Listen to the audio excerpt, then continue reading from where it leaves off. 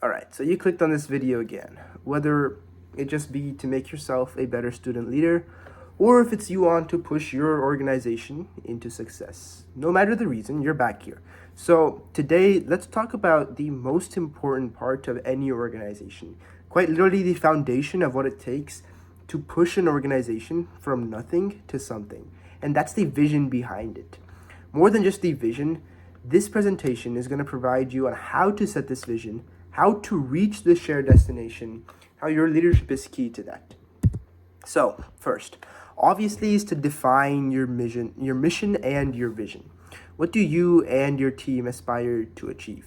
So this isn't just about setting goals. It's about creating this shared purpose that inspires and unites everyone. This vision should be incredibly clear because this will be your guiding quote-unquote North Star, guiding you through the ups and downs of the year. I'll give a quick example. For my club, the Economics Club, what we do is our mission statement is to educate our club goers on the foundations of micro and macroeconomics. Now, this is what guides our decisions on when it comes to what topics we should cover, what type of activities we have, and what type of competitions we should focus on. What this does is that limits us so that we don't do too much work, but it also gives us a goal to reach, this type of horizon where we're always aspiring to go. That's why this vision is incredibly key, because realistically it guides your decisions and actions rather than just forcing you to choose something in the spur of the moment. That's why you should first of all brainstorm with your team to define this impact that you want to have, then become that change you want to see. With this in mind, then you can set your vision. Another example from one individual I interviewed was that they first started brainstorming by just talking with their moderator. They talked with their teammates and they decided, we want to change the world first from our gardens. They wanted to grow sustainable ecology so that they can then teach sustainable ecology to the people interested. That's the first thing you need to do, is setting this vision and making sure that your mission is clear enough that you understand it and that it can guide these decisions. Next is goal setting. This is more specific and week to week basis. Visions are in place, but we have to break this vision down into specific measurable goals. The criteria that we use, and for a majority of individuals that I interviewed, what they also use are SMART criteria. You might have heard of these in school, but they're extremely useful. This SMART stands for specific, measurable, achievable, relevant, and time-bound. Specific, meaning that everyone should be able to identify what it is. It shouldn't be vague or generic. Measurable, as in it shouldn't just be like, oh, I want to do this unmeasurable thing by next week, or like, oh, I want to get better. That's not something that's measurable. Something measurable is like, I want to score this specific score on a test. That's a measurable goal.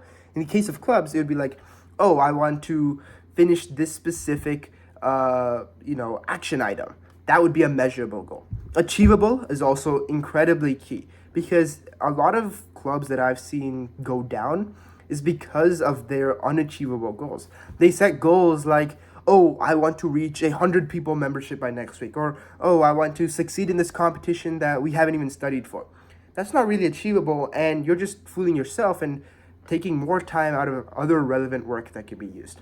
And that leads me straight to relevant. What you mean by relevant is that it should be something that's useful and specific to the vision. Like, you shouldn't just be doing goals for the sake of doing goals.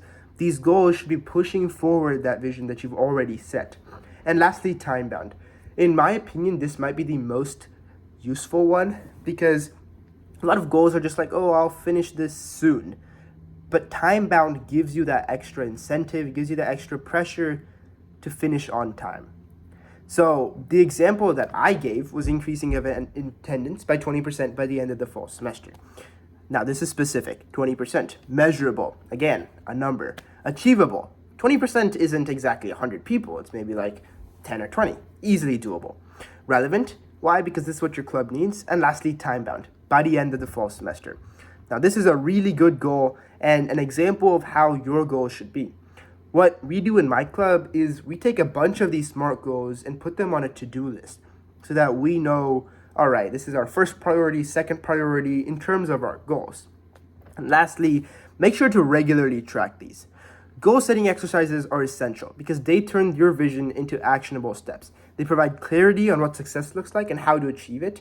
And regularly tracking these goals allows everyone to be on the same page and also making sure that the club or organization is moving in the right direction.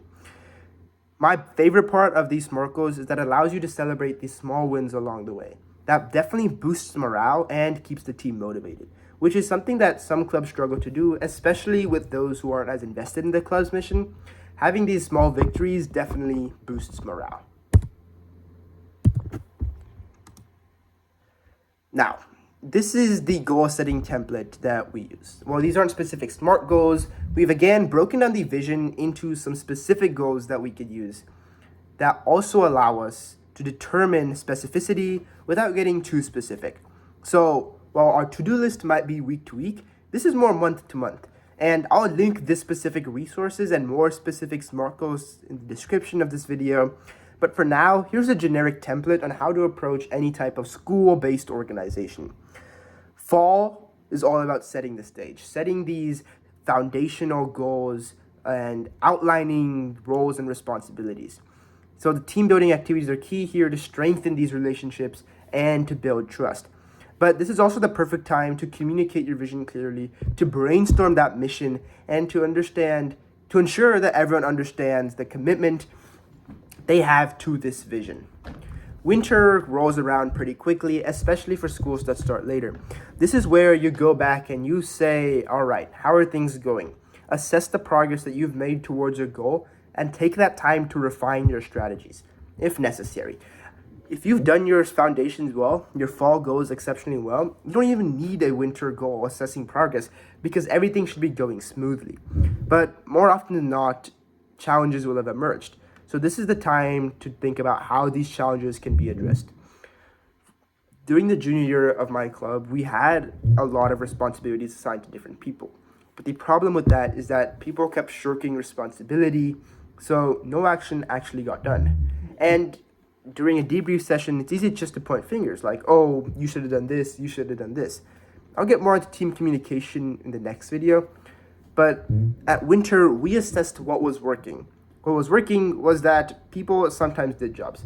What wasn't working was that they were relying on each other too much, relying that others would do their job for them, which is why we had to cut our leadership in half from 8 to 4 people because 8 was just too much. Like, we don't need 8 people running a small organization. Addressing these challenges and adapting and pivoting as we needed helped make sure that our team stayed aligned with our mission without sacrificing our club's vision. Lastly, when the springtime rolled around, we were doing so much better because of these winter changes. And as reflecting on what we accomplished, it's also the time to celebrate these successes and acknowledge the hard work of your team. With this reflection, we just briefed on what worked well and what didn't. What worked well was definitely a smaller team because then we had more responsibilities that we assigned and actually did. What didn't work was that, again, sometimes this is a little too much work for one individual, so there's a lot of pressure and stress. So with these insights for the next year, we can ensure that future leaders build on these successes and learn from our challenges. Maybe 8 isn't the right number, but maybe 4 isn't either. That's why this year we're working with 5 to 6, with the 5th and 6th being transitional members who are just operating on a call basis instead of being directly involved in the club. By following this template, you can create a cohesive and effective leadership experience for the team, one that not only achieves goals, but also fosters growth and development for everyone involved. Thank you for your time, and I hope you try to implement these practices in your own club and stay tuned in for the next chapter, which is going to be how to effectively conduct meetings with your team, with others, and with everyone. Thank you.